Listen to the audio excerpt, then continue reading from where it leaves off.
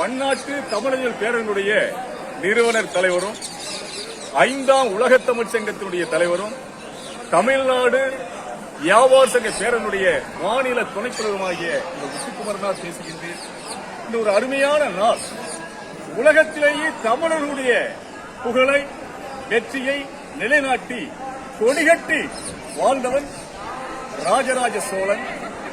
அந்த அன்றைய ராஜராஜனுடைய வரலாற்றினை இன்று சிவனடியார்கள் கொண்டாடுகின்றார்.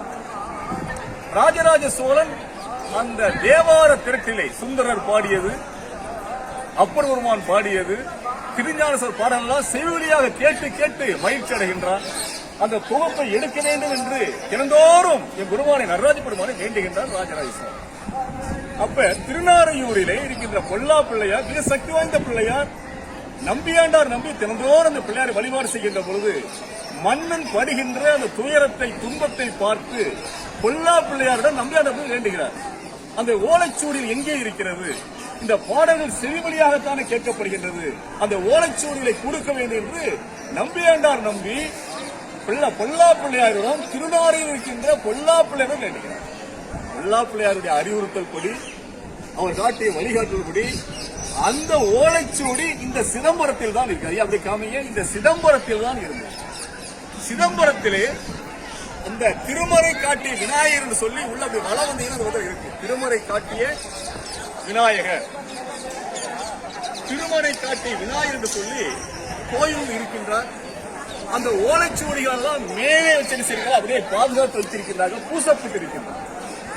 பொல்லா பிள்ளையார் அருளால ராஜராஜ சோழன் நம்பியாண்டார் நம்பியுடைய எண்ணப்படி அந்த சுவற்றை அகற்றுகின்ற போது ஆயிரக்கணக்கான ஓலைச்சுவடிகள் அப்படியே குற்றுமன் மூடி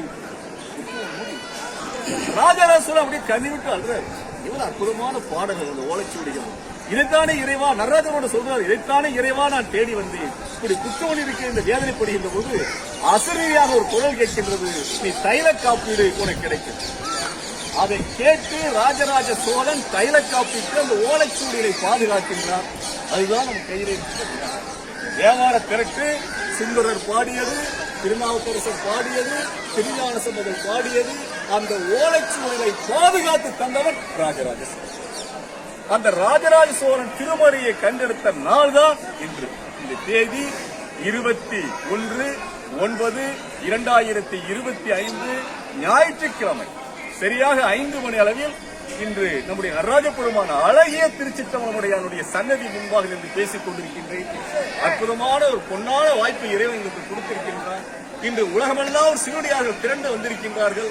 இன்று சிறிது நேரத்தில் இந்த ஊர்வலம் துவங்க இருக்கின்றது. அந்த தேவார திரட்டை தலையிலே சுமந்து, நால்வருடைய திருமேனியை தலையிலே சுமந்து, ராஜராஜ சோழனுடைய திருவுருவத்தை தலையிலே சுமந்து இந்த ஒரு 5000 அடியார்கள் இன்று ஒரு 1 மணி நேரத்திலே இந்த சிதம்பரம் கோயிலை சுற்றி வலம் வர இருக்கின்றார்கள். அந்த அடியார் பெருமாக்களுடைய திருவடிகளை எல்லாம் மனக்கண்ணால் வணங்குகின்றேன். இறைவா போற்றி, தென்னாடுடைய சிவனே போற்றி. இந்த அற்புதமான நிகழ்விலே என்னுடைய பாசமிகு நண்பர் பன்னாட்டு தமிழர் பேரனுடைய அமைப்பாளர் ராஜராஜ சோழன் அவருக்கு இந்த சிவபுராணத்தை வழங்குவதை மகிழ்ச்சியடைகிறேன். கிட்டத்தட்ட ஒரு 80 லட்சம் ரூபாய் செலவிலே ஒரு 2 ஆண்டுகள் முன்பாக என்னுடைய தலைமையிலே இந்த ஆலயத்தை கட்டிக் கொடுத்திருந்தேன். அப்பொழுது சிவபுராணத்தை வெளியிட்டிருந்தோம் கும்பாசோழர்ல.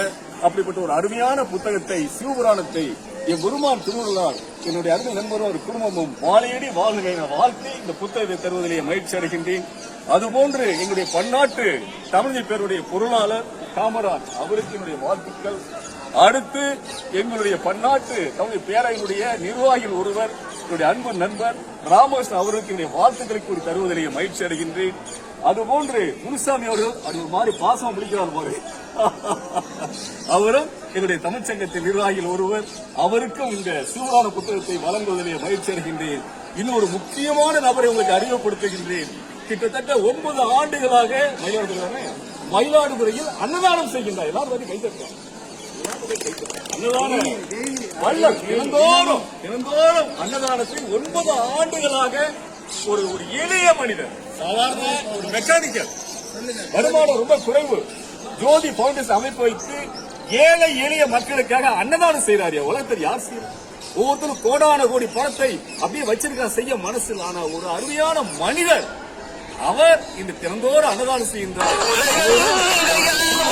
இறைவன் திருவுருளால் பல்லாண்டு வாழ்க வாழ்க என வாழ்த்தி இந்த சூப்பரான புத்தகத்தை வழங்குவதிலே நான் மகிழ்ச்சி அடைகின்றேன். வாழ்த்துக்கள்.